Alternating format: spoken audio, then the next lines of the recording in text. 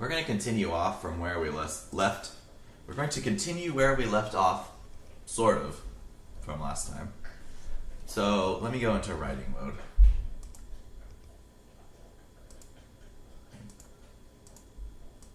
There we go.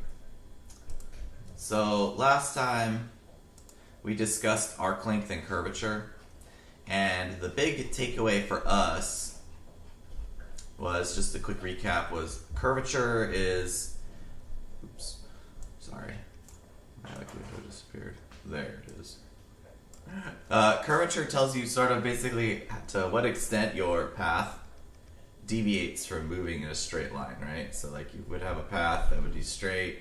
The curvature tells you like basically like catching a ride with a circle of some particular radius. The bigger the radius, the more you sort of follow the straight line path for a while. So like these are my two hands, like this one's going to continue going in a straight line, and this one's going to slowly veer off because that's like catching a big circle with a small radius. Or maybe it just like quickly goes like that. That's like a small circle with a small circle with a huge curvature. There we go. Okay, so you could use this idea to analyze like motion, basically. Okay, and then we had some formulas for it. We did some examples. And then what really got interesting was looking at these normal and binormal vectors.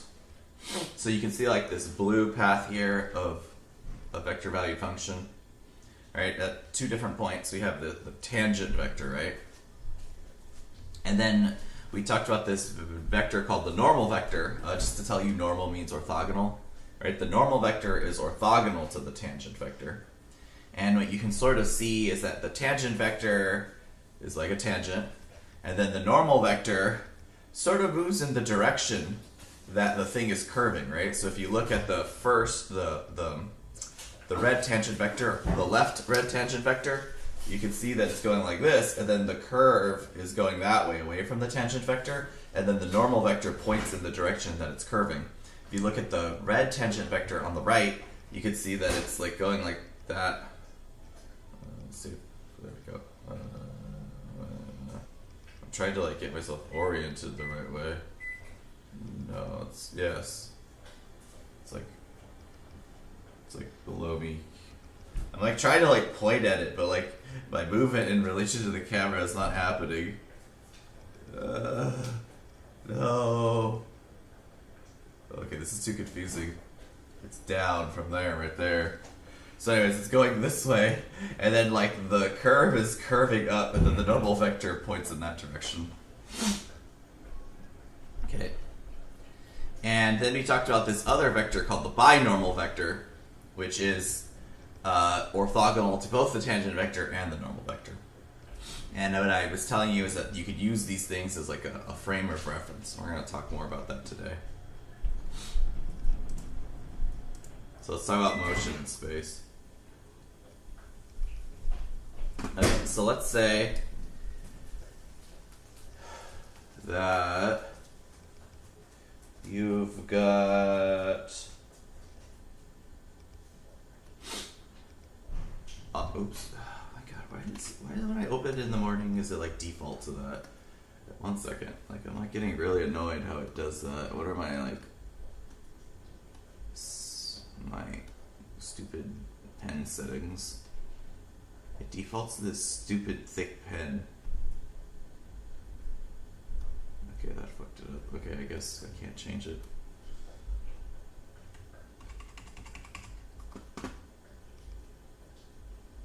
It's my thick pen. Alright, there we go. Alright, so let's say you've got r of t, a vector valued function. And let's say that it's twice differentiable.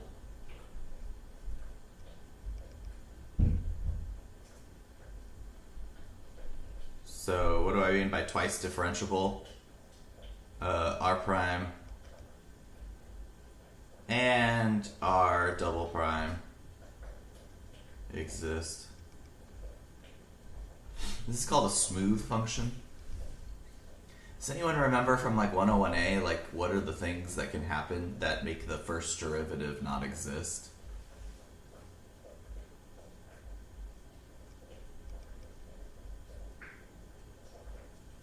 remember, like, what has to happen? What are the things that can happen to a function so that the derivative won't exist at a point?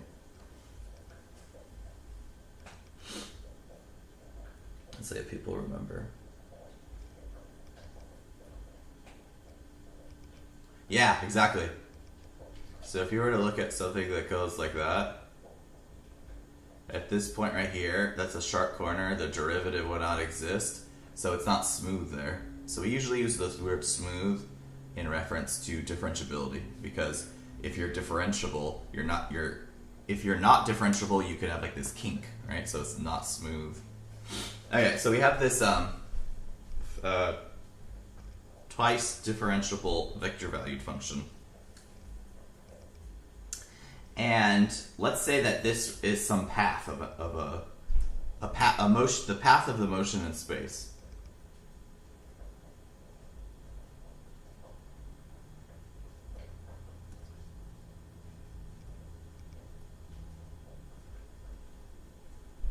So we don't know if it's like the path of motion in a plane or in space. So I'll just write some space.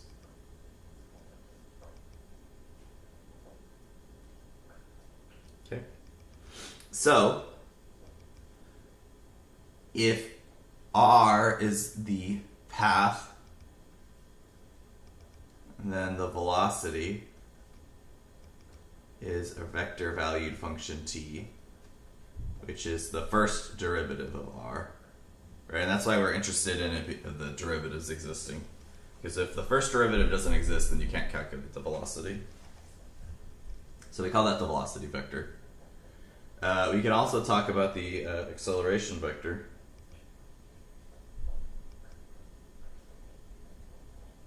We'll call that a of t. Now normally how do you calculate acceleration? Well, you need that second derivative, right? So does it make sense that if you want to be able to talk about velocity and acceleration, you need your original function to be twice differentiable? Otherwise you run into these weird problems like, oh, my second derivative doesn't exist here. I guess I don't know what my acceleration is, right? Okay, now there's a difference between velocity and speed. Okay, velocity is a vector, and a vector has, remember, your two, what are the two things you need to be a vector? Let's see if people remember. Yeah, right, velocity has direction and magnitude.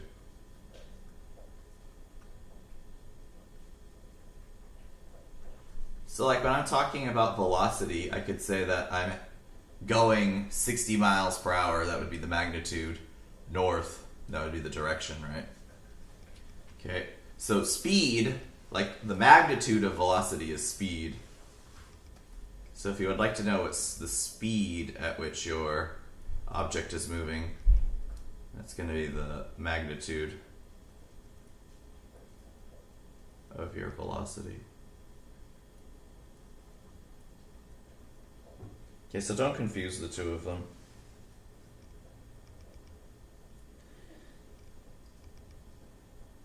Okay. And then this is also equal to ds dt. What does the s here mean? What's that s? Do we remember? So speed is the magnitude of the first derivative of your function. Or it's just the magnitude of your velocity vector, which is the first derivative of your function. But what does that s there mean?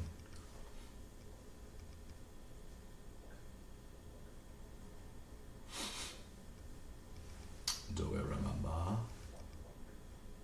Let's think back. When has s popped up before? It means something in particular that you just need to know.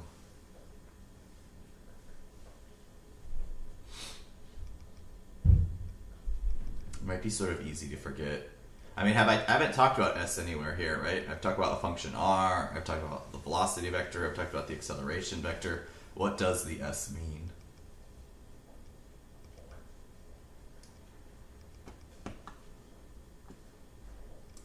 What does it mean? Not displacement, something else. Okay, think about it while I go check my oatmeal because I don't want it to burn. You can think of it. Drop it in the chat. S means something in particular. Oh, I think just on time.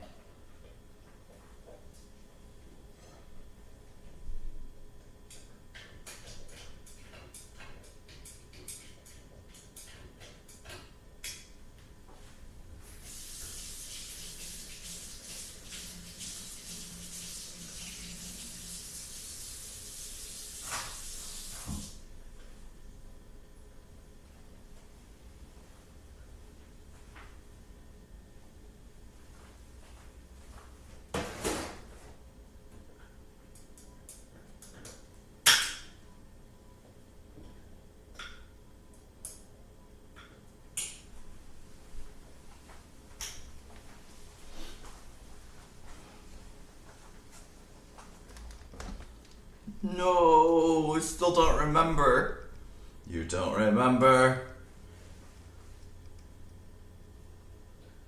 It is the arc length parameterization. So like when we use the variable s, it's sort of like just talking about the r, the vector valued function, but do you remember how your arc length parameterization is special? So like if you look at s of b minus s of a, there's something special about it. What's the distance between s of b and s of a? Do you remember the arc length parameterization? So like if you look at the arc length between r of b and r of a, that may not necessarily be equal to b minus a, right? But the arc length parameterization is that way, so it ends up being really useful for like dealing with it. Okay, so remember the distance between the 2 points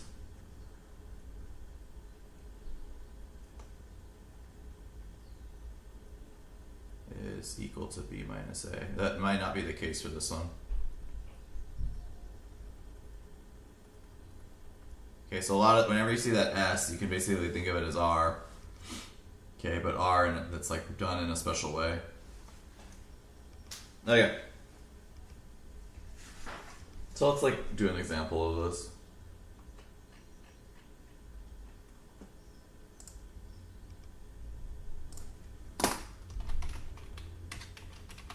Okay, example. So let's suppose an object moves in a parabolic path.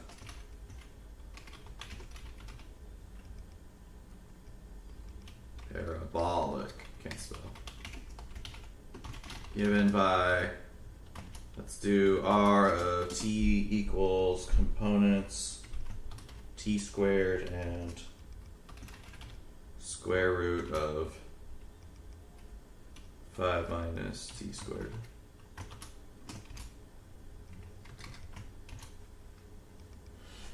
Cool, and t will be measured in seconds.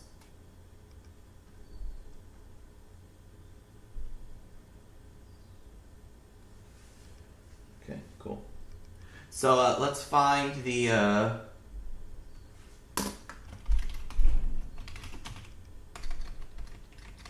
let us find the velocity, acceleration, and speed as vector valued functions of time. I should just put functions, because not all of them will be vector valued. Okay. So let's do that. Okay. So, our velocity function. The velocity function is the first derivative of our vector valued function. So if you take the derivative of t squared, you get 2t. So you get 2t times I, right? Because I is the same thing as the first component. Then you have the square root of 5 minus t squared. So that's the same thing as 5 minus t squared to the half. If you take the derivative of that with respect to t, you're going to have to use the chain rule. The 1/2 ends up out in front. And then you get to the minus 1/2 power. And then you got to multiply by the derivative of the inside. Derivative of the inside is minus 2t. So if you simplify, those 2's are going to cancel. And you're going to get a minus t divided by the square root of 5 minus t squared. So let's put that right here. Minus t divided by the square root of 5 minus t squared j. Yay! I've got my velocity function. Woo! Okay. So, remember, velocity is different than speed. Okay, velocity is vector valued. Speed is scalar valued because it's just a magnitude. So my speed is equal to the magnitude of my velocity function, which I can now calculate because I have velocity.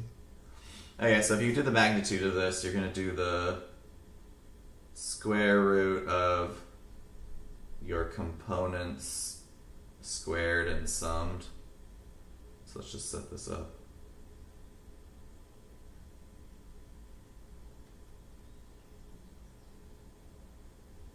Okay, right, so I squared them, summed them, and then taking the square root. So let's do some calculations. You're going to get 4t squared plus t squared over 5 minus t squared, and then all of this is inside of a square root. We can come up with a common denominator. My common denominator will be 5 minus t squared. So we'll get 4t squared times 5 minus t squared plus t squared. All that is in the square root.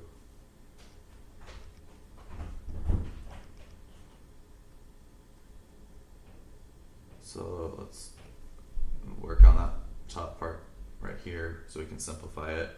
We're going to get 20t squared minus 4t to the fourth plus t squared. So when you add those together, you get negative 4t to the fourth plus 21t squared, all square rooted. Cool, so this function here is going to give you your speed. Seems like we probably simplified that enough. Okay, and then up above you had your velocity function.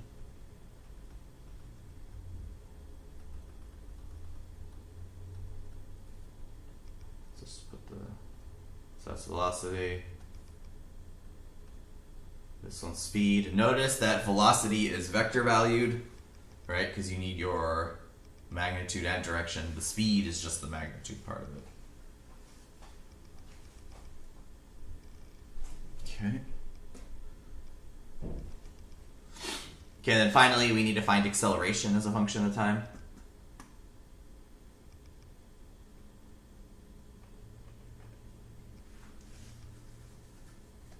So to find acceleration, I'm going to need the derivative of velocity, which is the same thing as the second derivative of my original path. Okay, so my velocity, we can take the derivative of the components of velocity. The first component for velocity is 2t, so if you take the derivative of 2t, you'll get 2. So you get 2i plus, so I'm going to need to take the derivative of this thing. We can do that over here. So I've got two choices. I can use the product rule. I can rewrite and use the product rule, or I could use the quotient rule. I think I'm going to rewrite and use the product rule. So we're going to do minus t times 5 minus t squared to the minus half. Yeah, let's do that. Okay, so if you take the derivative of that,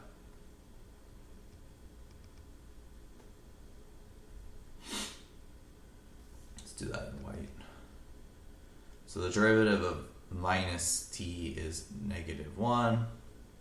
So you'll get -1, 5 minus t squared to the minus half, plus minus t minus half will end up in front. 5 minus t squared to the minus 3 halves times the derivative inside is minus 2t. Cool. Okay, so now we can like rewrite that. So we're going to get -1 divided by the square root of 5 minus t squared. Okay, let's look at this thing. Okay, we have a minus on this t and a minus on this half. Those will cancel, but you still have this minus right here, so the whole thing ends up being minus. Okay, you've got this 2 and that 2, they'll cancel. And you have a t here and a t here, so that'll give you a t squared. And then it will be divided by the square root of 5 minus t squared cubed, right? Because the minus 3 half of the 3 in the numerator will become the power inside.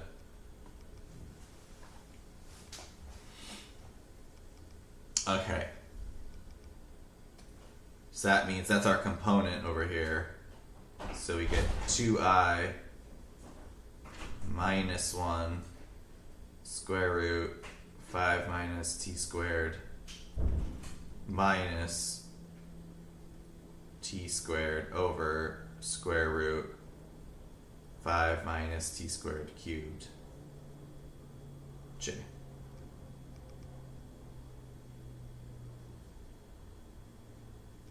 Boom! Wow, that was like a really ugly lost acceleration vector.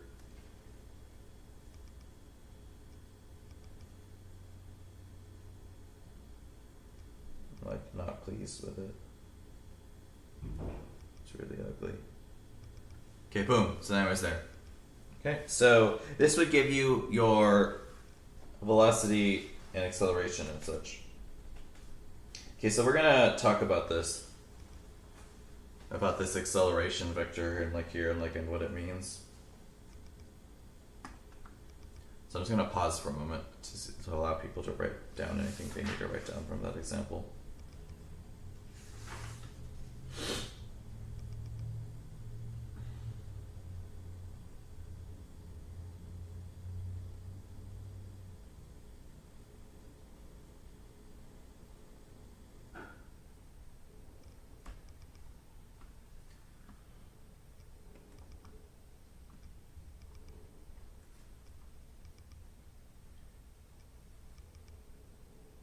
Okay.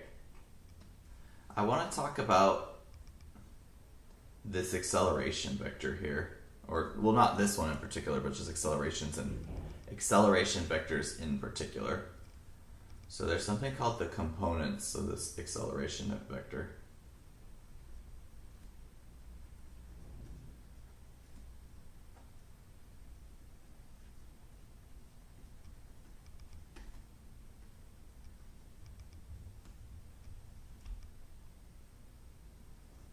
Actually, let's just write that. Looks better if I type it. Okay, so the components of the acceleration vector. Okay, so let me draw a picture to explain like why this is interesting. So let's say that you have your path, and we're gonna do it in like dashed.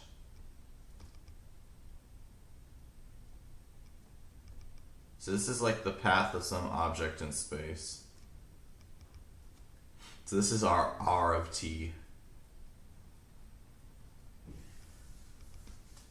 Okay, now right here, that's some particular moment in time. That is our r of t naught. Okay, so that's the point in time. That's where we are at the point in time t naught. Okay. So looking at this, we can tell that, what is this vector right here?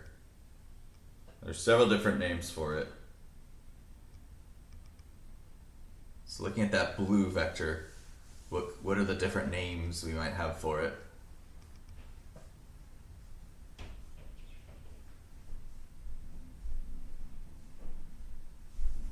Looking at the blue vector. Yes, okay, we could call it the tangent vector. That's our big vector t. What else? What's a new name we'd have for it that we've talked about today? So it's a tangent vector for sure. And what is the tangent vector basically a lot like? There's one other name we can have for it. Because if you think about this as a path of some object in space, you could talk about that as the tangent vector, or you could think about it as what? Not the normal vector. The normal vector would go like this right here. But good guess. Yes. And, well, they'll be very similar to each other. Okay, why is the tangent vector not exactly the same as the velocity vector? It's actually a really good question. Like, if that's the tangent vector, then maybe the velocity vector could be like this. Like, why are they not necessarily the same? Although they will point in the same direction.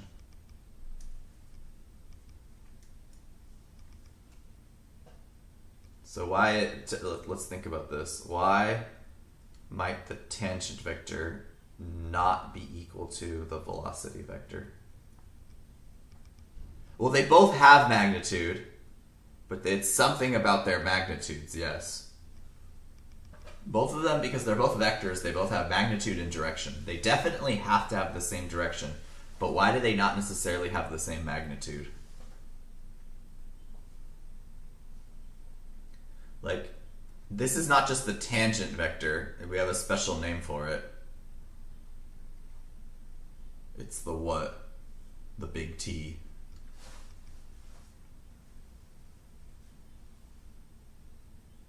No. So think back.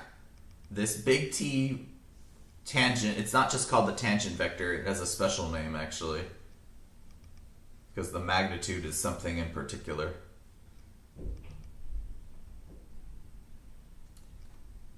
Yeah, this is the principal unit vector, and you find it by calculating r prime and then dividing by the magnitude of r prime, right? So the magnitude of the tangent vector is always 1. The magnitude of the velocity vector is whatever the speed is. And the magnitude of the velocity is not necessarily 1. It could be 60 if you're going 60 miles per hour. Okay, so the tangent vector is the velocity vector with assuming that your speed is 1. Does that sort of make sense to everyone? Like, the tangent vector is like a sped up or slowed down version of your velocity. Okay, we like just imagining the velocity was 1 everywhere. That's what the principal tangent vector is. Principal unit tangent vector, or whatever we call it. Okay, so like they point in the same direction, they're not necessarily the same thing. So, okay. So there's another vector here. What is this one now? Someone talked about this one earlier. Oh, that's good. I'm glad it makes sense. I remember when I was learning this, no one really talked about like what the difference between the tangent vector and the velocity vector was. They just assumed you figured it out on your own. Yeah, this is the normal vector. Okay. Now, let's say that you found out that you are accelerating in that direction. So this is your acceleration vector. Okay, let's get rid of my velocity vector right here. Okay, let's draw back in the tangent vector. Oh shit, what the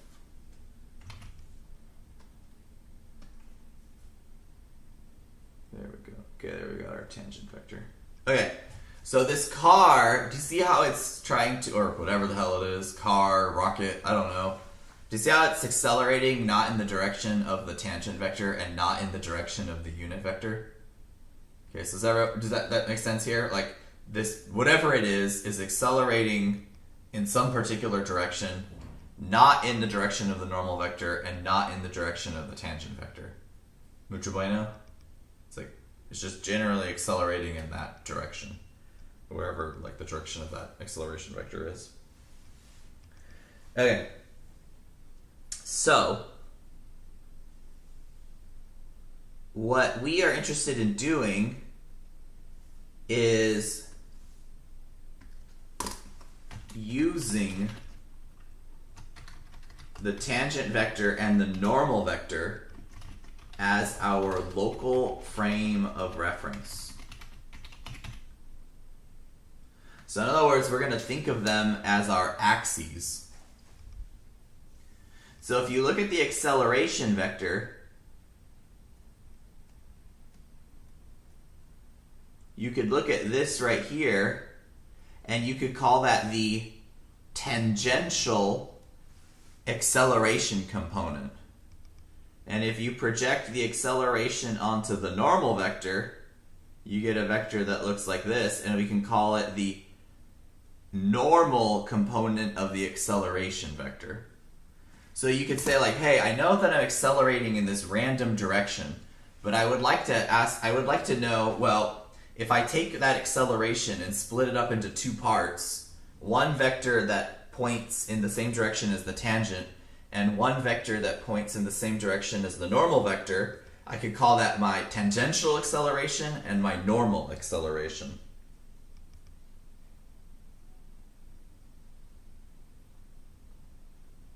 Okay. Does anyone have any idea like why you would want to do this? Like, let's just talk about that for a moment. Like, why would you want to do this? Or any clue? Yeah, let's see if anyone has any clues. I don't want to just like ramble like a madman.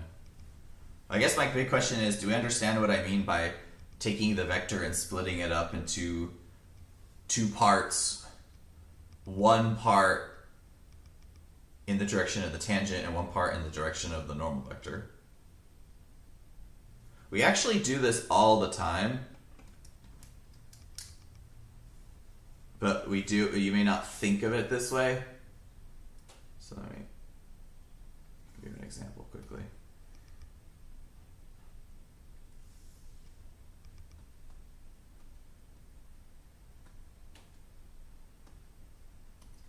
Okay, so if you have this vector right here,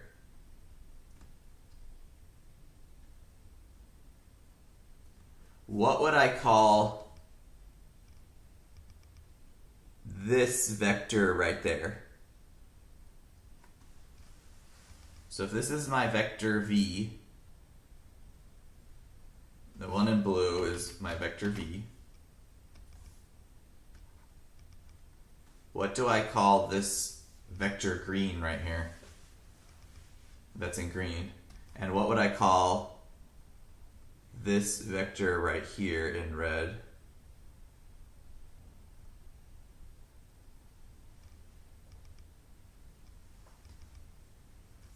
Let's give them names. The vector in red I'll call B. And this vector I'll call A.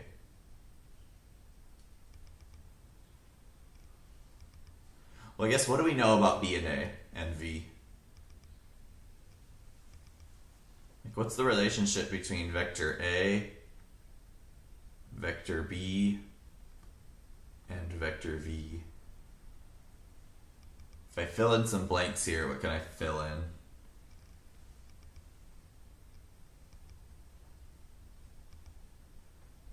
No product, no product.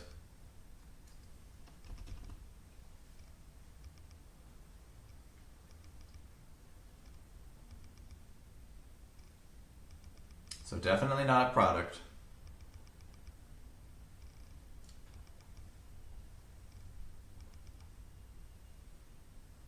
Let's give some numbers to this. This point right here is 5, 2. What can I now say about the terminal point of A? What does it have to be?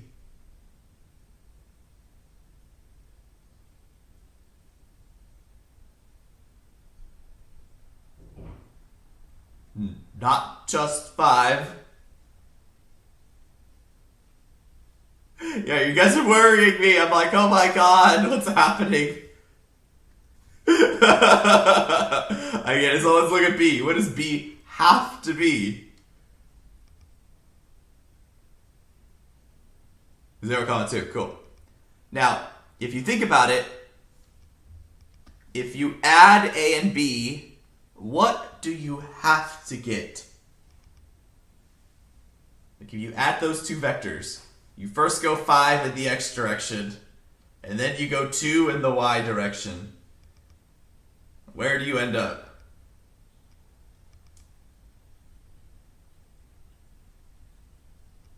Yeah.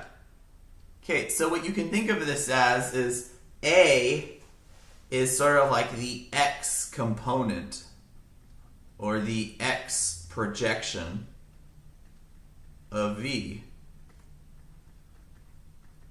Likewise, what can you say about B? B is the y component / projection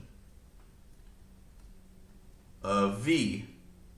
So I took my V vector and I said, hey, let's use x. Let's figure. I would like to know what my. It's like if you think about it, if you take the magnitude of A, multiply that by the vector I, and then the magnitude of B, and multiply that by the vector J, you're going to get the V vector, right? So I took my V vector and I split it up into two parts, the x component and the y component. Okay, so if you think of V for standing for velocity, you could say that A is the amount of velocity in the x direction. You could think of B as the amount of velocity in the y direction. Is that making sense to people? Like I split up my velocity vector into the velocity in the x direction. So we could call this like Vx, and we could call this one Vy. Am I like rambling, or does that make sense? I never know.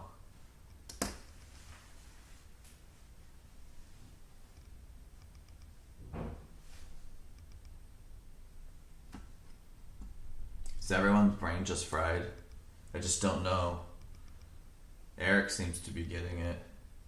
It's not like to call people out. I'm like just genuinely curious. Here, just private message me. Like, how are our minds right now? I need to know. There's no shame. No shame. I just honestly need to know. Also, I need to know if people are listening or not.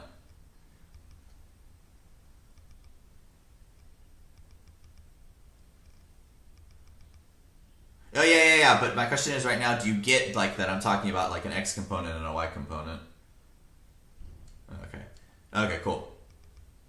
Okay, so the importance of it is that... Okay, yeah, actually, that's actually a really good question. So if you get the idea that you can break up a vector into the x component and the y component, now let's talk about like, why the fuck would you give a shit about this? Okay, so let's say the path is a roller coaster.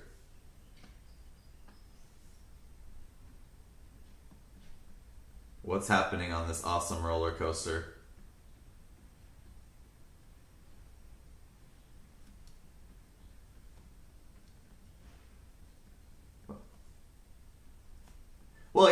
yeah, but like in less physicsy terms, like what are we encountering here? Yeah, thank you. So let's yeah, and there's also curvature involved. Yes. So let's say right here, you're at the top of the loop, and you have the tangent vector or velocity vector. My bad. Does that make sense? Like at that point, you're like, oops, that's like such a poorly drawn velocity vector. I want to change that. Here's your velocity vector. Okay, and then you've got your normal vector. You're curious, so let's say the acceleration is moving in this direction.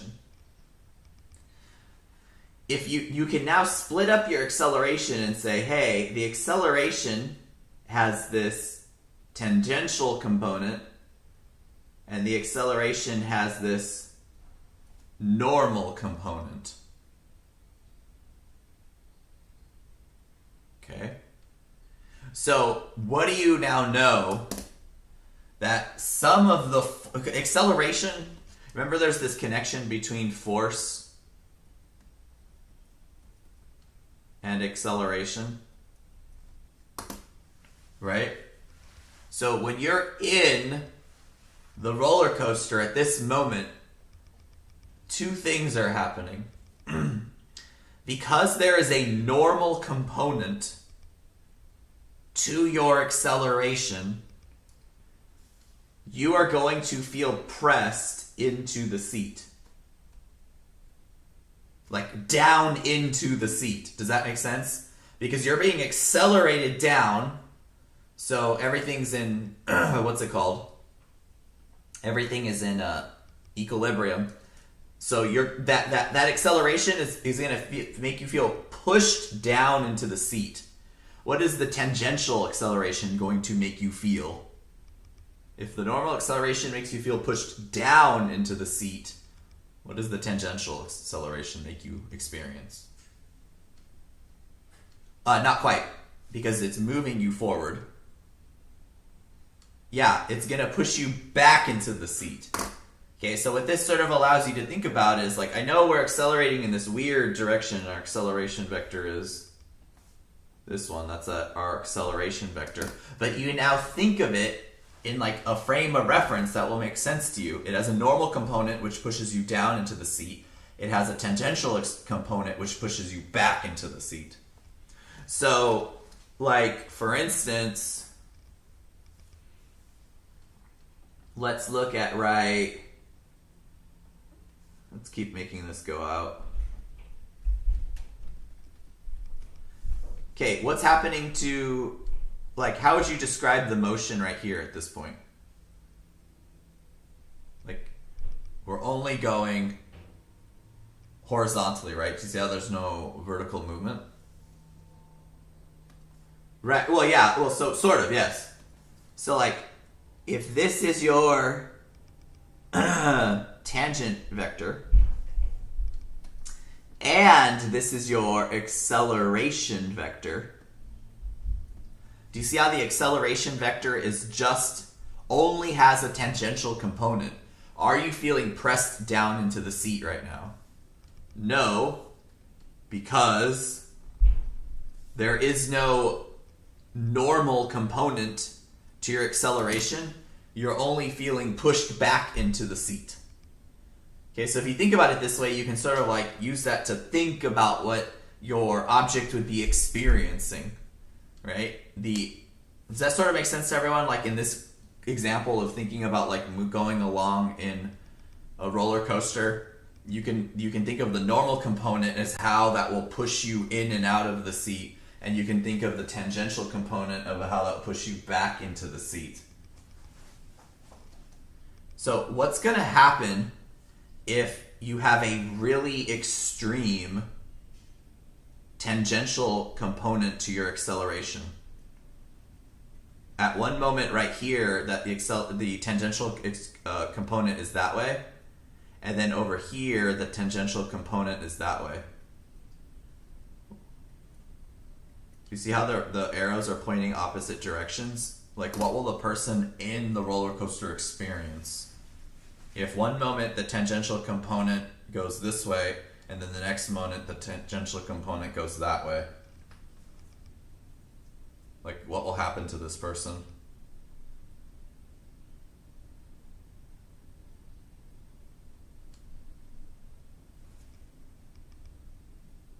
They're at different moments.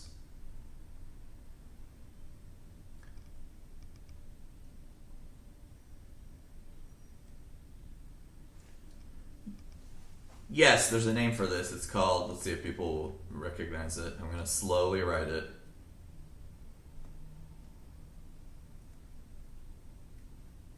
Yes, right? Does it make sense that if one moment you're being accelerated this way, and then the next moment you're being accelerated that way, that's throwing you back and then throwing you forward, right? Like, you can use this to analyze the acceleration, because you don't want that to happen, right? Because if you give people extreme whiplash, you're going to kill them, right? So does it make sense that you can actually use this to, like, figure out, like, oh my god, one moment we're accelerating people forward, the next moment we're accelerating people backwards. And the thing is that this gives you the frame of reference of the person in the roller coaster. The tangential component tells you how the person is feeling, if they feel like they're being accelerated forward or if they're being accelerated backwards. But if you just look at the acceleration vector at some random point, like right here, let's look at this point right here. If you're being accelerated in that direction, that doesn't tell you anything about what the person is experiencing in the roller coaster cart. So what you need to do is break your acceleration into a tangential component and a normal component. And now you know what's happening from the viewpoint of the person in the particle or roller coaster car. Okay, is that sort of making sense to people? Like, why you'd want to use the local frame of reference? Because what's forwards and up and down to you is changing at every moment in the roller coaster.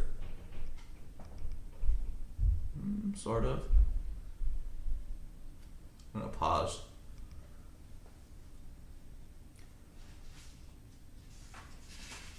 Here, tell me in the chat if we're sort of getting this or not. I know it's like super early in the morning, but...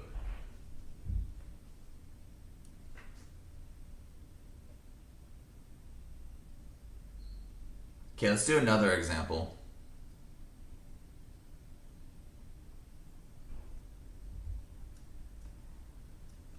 Okay, let's say that you're in a car.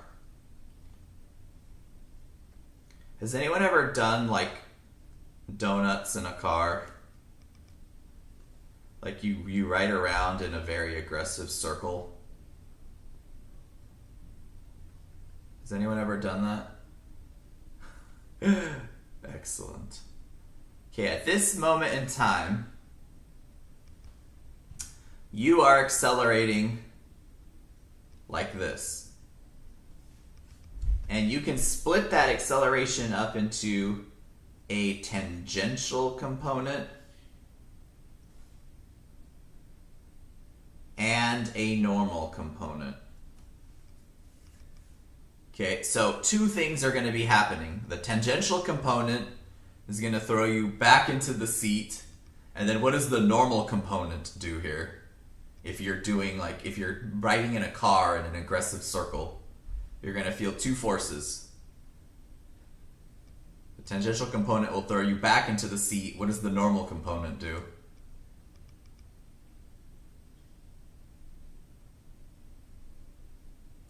Well, yeah, except you experience the opposite. You feel like you're going pushed out to the side of the car, right? Okay, now this is the cool thing. So the tangential component and the normal component, you break it up into the frame of reference. Over here, my acceleration vector points like this, let's say. But once again, you can split it up into the tangential component and the normal component. Okay, so even though the vectors are pointing in different directions, you can use it as a frame of reference when you split them up like this, just like the roller coaster. Alright, so you might be familiar with these. They have like names in physics. There's like the centrifugal and centripetal force.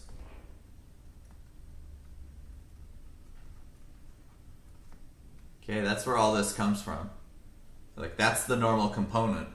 The normal component is pulling you into the center of the circle, right? Like, you can see that that's basically what they're doing. Okay, now, interestingly enough, there are formulas for this because, and they involve curvature. Because if this circle here has more curvature and it is more aggressive, what's going to happen to that normal component? In other words, the feeling of like the car throwing you to the side. If all of a sudden you start making smaller donuts, does it feel more intense or less intense? Like how the car starts like pushing on you, basically. Right? Yeah, exactly. So interestingly enough, the acceleration vector, you can figure out what these components are. So this is the tangential component. If you take the velocity vector, this doesn't seem right. If you take your velocity vector and take the magnitude that's going to give you the speed, that's your tangential component.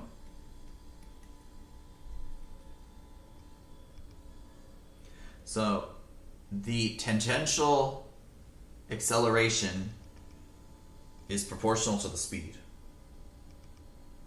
Now, you also have the normal component of acceleration. That's going to be equal to the speed squared times the curvature at that point. So in other words, the more intense the curvature, the stronger your normal component of the acceleration is going to be. The faster that you are going... Oh, actually, sorry. Sorry, this is not quite speed. This is acceleration, is v prime. So what you do is you take the derivative of your velocity and take its magnitude. So if you look at how quickly the velocity is changing, that gives you the tangential component of acceleration. Sorry, the words are tripping me up. How do you look at the normal component of acceleration? Well, that's going to depend upon your speed. But it's going to depend upon your speed and how quickly you're curving. So, like, if you've ever been in a car, I hope people have not led as interesting lives as I have. I had a lot of friends that used to, like, love racing cars and doing stupid shit when they were younger. And they would do things like we'd be riding along the freeway and then they'd all of a sudden turn super hard. Like, if you're zooming along at, like, 50 miles an hour and just turn... what are you gonna feel all of a sudden? Like if someone just like on the wheel as you're like going along, like what will your body experience other than death? You're gonna feel yourself get thrown to the side of the car, right? That's the normal component of acceleration. And the faster you're going, and the more hardly you turn, the more force you're gonna feel that way. That's what that component is telling you.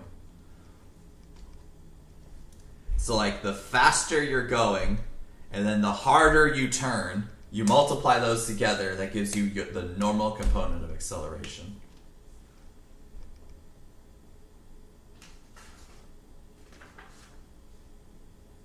So what you can do is you can use this formula here to figure out what your tangential and normal components are going to be as long as you know your velocity vector and your curvature, basically. Which you can think about that's the same as knowing like how fast your car is going, and the curvature is like how hard you turn the wheel all of a sudden. Okay.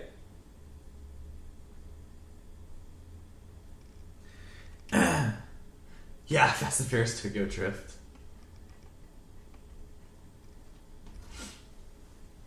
I grew up in Los Angeles, and like a lot of the people there are like, well, I mean, it's sort of the same up here in some areas. They're like all into car culture and that sort of stuff. A bunch of them I know died, like racing and doing stupid stuff. Oh well. Takes me back thinking about it. Okay, you have some other formulas. Let's say you want to know. So this part right here, this is your tangential component. This part right here is your normal component. Okay, we have some formulas for this. The tangential component is equal to your acceleration vector dotted with your principal unit tangent vector, which is the same thing as your velocity vector dotted with your acceleration vector divided by the magnitude of your velocity vector. So sometimes you can just take the magnitude of the derivative of velocity. Sometimes you might want to do these things instead. I'm just giving you things that they're all equal to. The normal component of your acceleration vector is equal to your acceleration vector dotted with your normal vector. And this is going to be the same thing as the magnitude of the velocity crossed with the acceleration divided by the velocity, the magnitude of the velocity.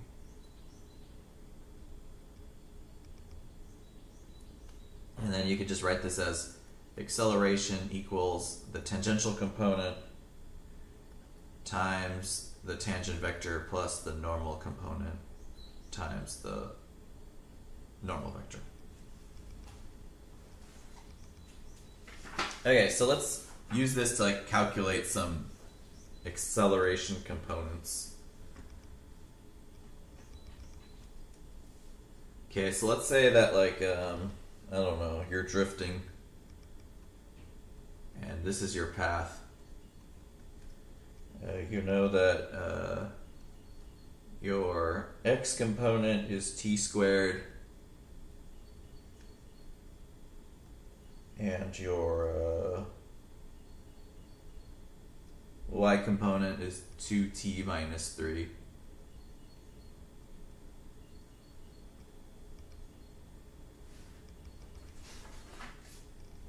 Okay, so let's find...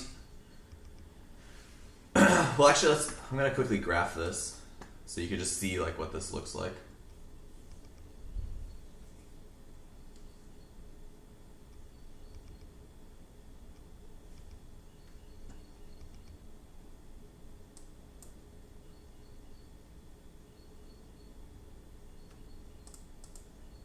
Okay, 1 second. I'm getting Mathematica to graph this for us. So my x of t is t squared, my y of t is 2t minus 3. And that's a parametric plot. X of t and y of t,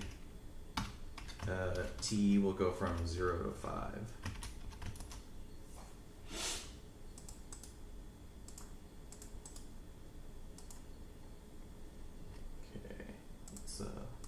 Here's my graph. Just make it fit. Okay, there. You can see the graph. Okay, so like you can imagine that your car is like moving along this graph right here. So like, we'll start right here, and then what happens? You start like veering off to the right, and then at some point you end up sort of just going in a straight line again. Does everyone see how like basically past this point you're basically moving in a straight line again? Someone's watching a video on YouTube. Alright, so like you can see that like you start off, you start turning, and then you just sort of go straight again almost. So let's figure out the forces that we'll be experiencing here. So to do that, we need to find our tangential components. So which formula should we use? Let's just use we'll use like this one, I guess. this one to find our tangential component to acceleration. Okay, so I need to find my velocity first. Okay, so remember that velocity is just the derivative of your path function. Okay, so the derivative of t squared is 2t. The derivative of 2t minus 3 is 2.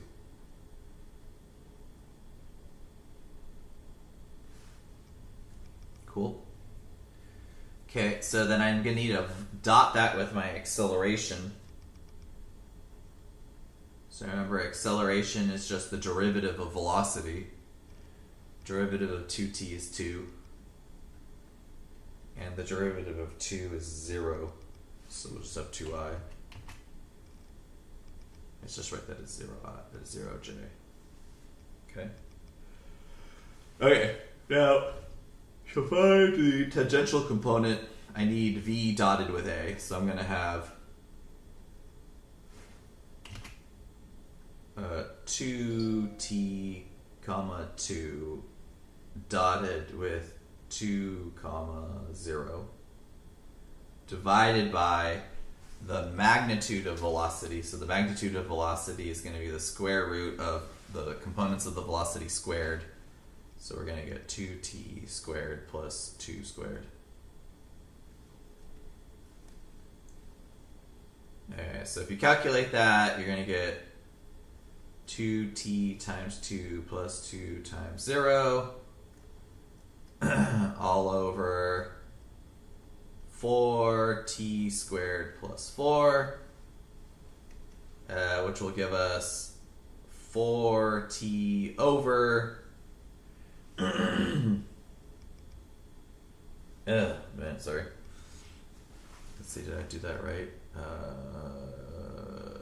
Yes, 2t squared plus 2 squared, yeah. Okay, cool.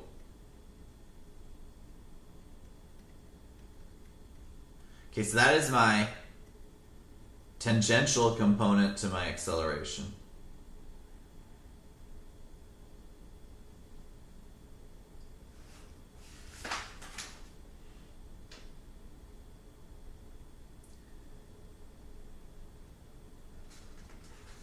Okay. And now we have to find the normal component of the acceleration. So the normal component is equal to, I wrote it up there earlier, the magnitude of the velocity crossed with the acceleration divided by the magnitude of the velocity. And actually there's an easier formula to use here. This is the same thing as the square root of the magnitude of the acceleration minus the tangential component squared. So we're going to use that. So we're going to have the square root of, okay, let's compute the magnitude of acceleration. So I already have the acceleration right here. That's easy to do.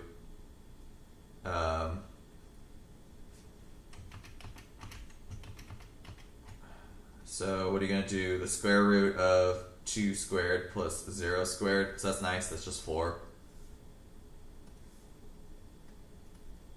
Minus the square of the tangential component of acceleration. So now I just need to take this and plug it into there. And it's going to be squared. So we're going to get 4t over the square root of 4t squared plus 4 quantity squared. Which will be 16t squared divided by 4t squared plus 4. Boom. Cool. So what this is telling you is that if you want to find the components of acceleration that you are experiencing at any given moment, you can plug the t value of the moment in time into these functions, and that will tell you what you're dealing with. So for instance, where are you when t equals 1? So let's calculate that. So when t equals 1, you are at 1 comma minus 1. How did I get that? I just plugged 1 into my x and my my x and or I and j component. So you're here at 1 comma minus 1. That's right here. So that's where you are when t equals 1. Okay, so what you can do now is substitute t equals 1 into the tangential component, and you can substitute t equals 1 into the normal component. And that will basically tell you, well, what's the magnitude of my tangential component? What is the magnitude of my normal component? So I'm going to quickly do that off screen. I'm going to plug t equals 1 into these components. So a of t is equal to 4t divided by the square root of 4t squared plus 4. And the normal component is equal to the square root of 4 minus 16t squared divided by 4t squared plus 4. So what's a? So I'm going to plug them in. So if you plug t equals 1 into these different components, you actually get root 2 for both of them, apparently. Okay, so what is that telling us? At that moment, when the car is veering off to the right, the amount of force that you're feeling throwing you back into the seat is equal to root 2 in terms of its magnitude. And the amount of force throwing you to the side is equal to root 2 as well. So that's actually sort of cool. At that moment, the amount that it's pushing you back and to the side are equal to each other. Boom. And you could just plug in other numbers at other points to figure out the amount of force that the person in the car is experiencing as they're driving, like, along that path. Well, this is not weightless. This is a two-dimensional view. We're assuming that the car is not bouncing up and down. Does that sort of make sense? Like, this is like the bird's eye view. You're like seeing the car drive in the X and Y plane.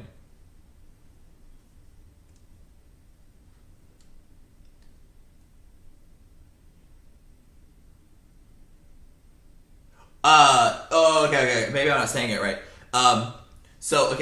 When you're driving, you're always feeling the pull of the earth pull you down, right?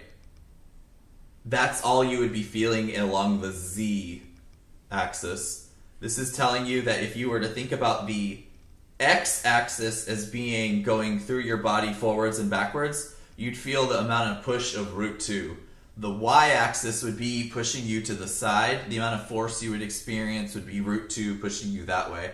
And you wouldn't necessarily be weightless. You would be feeling whatever normal force you'd be feeling in terms of you sitting on the seat. Now, obviously, that's not probably a realistic assumption because you would be tilting in your seat, right? So you would feel some Z component, but we're going to imagine that we're just going to like basically ignore that. Does that sort of make sense?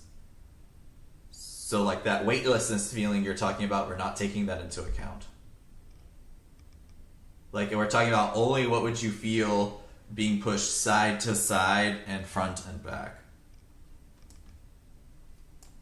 But we could, then we'd have to do analysis with 3 dimensions, and you'd have to like take into account like the car moving up and down as it turns. Hopefully that answers your question. I think we're done, aren't we? Did I go over?